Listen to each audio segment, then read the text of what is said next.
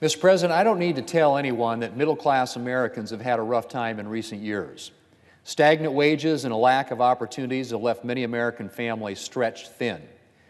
Sending the kids to college, a secure retirement, putting something away for a rainy day, for too many families, these hallmarks of the American dream have started to seem more and more doubtful. A recent survey found that 50%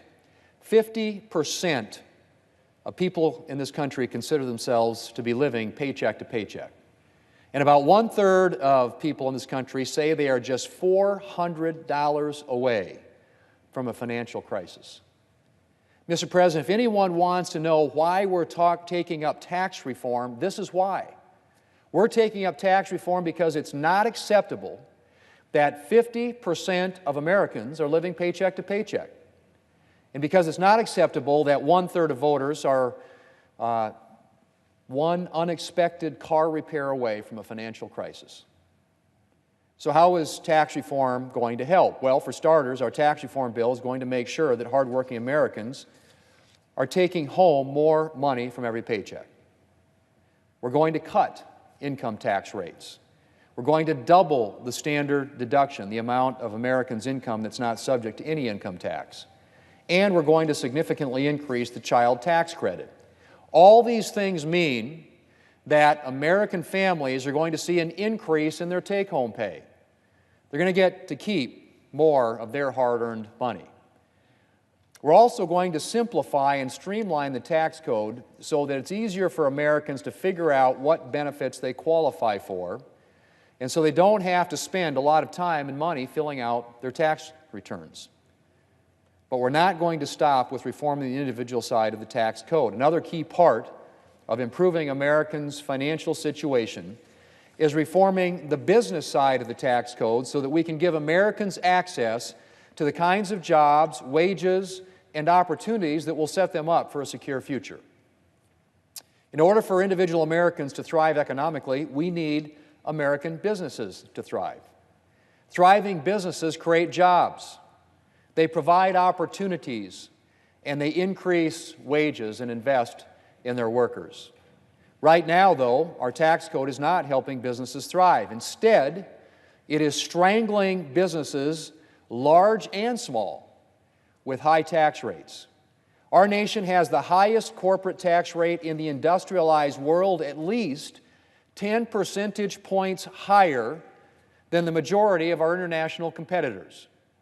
And it doesn't take an economist to realize that high tax rates leave businesses with less money to invest in their workers, less money to spend on wages, and less money to create new and better paying jobs.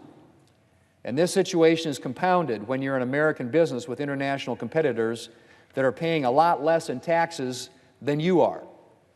It's no surprise that American businesses struggling to stay competitive in the global economy don't have a lot of resources to devote to creating new jobs and increasing wages. A study from the White House Council of Economic Advisors estimates that reducing the corporate tax rate from 35% to 20% would increase average household income by $4,000 annually. Well, that is a significant pay raise, Mr. President, for hardworking American families. Another study shows a similar pay increase. Boston University professor and well-known public finance expert Larry Kotlikoff recently issued a study that concluded that lowering the corporate tax rate from 35% to 20% would increase household income by $3,500 per year on average. Specifically, the study concluded that depending on the year considered, the new Republican tax plan raises GDP by between 3% and 5% and real wages by between 4% and 7%. This translates into roughly $3,500 annually on average per American household. Well, Mr. President, on top of our high business tax rates, there's another major problem with our tax code that's decreasing American jobs, and that's our outdated worldwide tax system.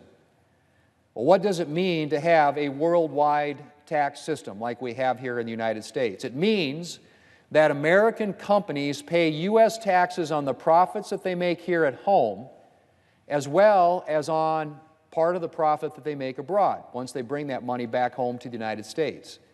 The problem with this is that most other major world economies have shifted from a worldwide tax system to what's called a territorial tax system. In a territorial tax system, you pay taxes on the money that you earn where you make it, and only there.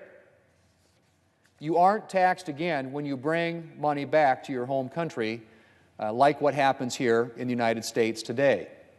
Most of American companies' foreign competitors have been operating under a territorial tax system for years. So they're paying a lot less in taxes on the money that they make abroad than American companies are. And that leaves American companies at a disadvantage. These foreign companies can underbid American companies for new business simply because they don't have to add as much in taxes into the price of the products or services that they sell. And when foreign companies beat out American companies for new business, it's not just American companies who suffer. It's American workers. That's why a key part of the Republicans' tax plan involves lowering our massive corporate tax rate and transitioning our tax system from a worldwide tax system like we have in America today to a territorial tax system like all of our competitors have. By making American businesses more competitive in the global economy, we can improve the playing field for American workers. Mr. President, 57% of the manufacturers who took part in a recent survey from the National Association of Manufacturers reported that they would be more likely to hire additional workers if comprehensive tax reform becomes law. And 52% reported that they would be more likely to increase employee wages and benefits. And that would be a tremendous, tremendous boost for American workers. And comprehensive tax reform will allow us to see the same kind of results in other industries. Mr. President, the other part of improving the playing field for American workers is lifting the tax burdens facing small businesses. Small businesses are incredibly important to new job creation. But like larger businesses, right now small businesses are being strangled by high tax rates, at times even exceeding those paid by some of the largest corporations in our country. Well, that can make it difficult for small businesses to even survive, much less thrive and grow their businesses. Every dollar that we save small businesses by lowering their tax rates is a dollar a small business owner can use to expand the business, add another worker, or give employees a raise. We can also help small businesses increase wages and create jobs by allowing them to recover their investments in things like inventory and machinery more quickly. Right now, it can take small businesses years, or in some cases even decades, to recover the cost of their investments in equipment and facilities. And that can leave them extremely cash poor in the meantime. And Mr. President, cash poor businesses don't expand. And they don't hire new workers.